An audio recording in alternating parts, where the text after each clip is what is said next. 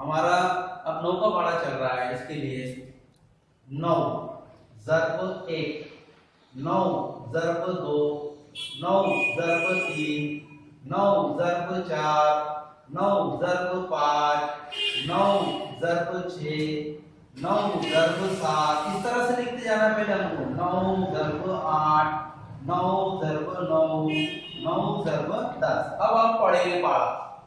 9 एक 9, 9 दूनी 18, 9 तिया 27, 9 चौक 36, 9 पंजे 45, 9 चक्के 54, 9 चक्के 54। दो बार बोलते जाना उसको।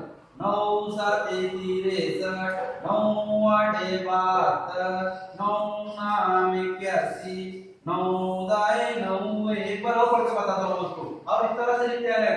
9 एक 9, 9 दूनी 18, 9 तिया 27, 9 चौक 36, 9 पंजे 45, 9 चक्के 54, 9 साते 63, 9 आठे 72,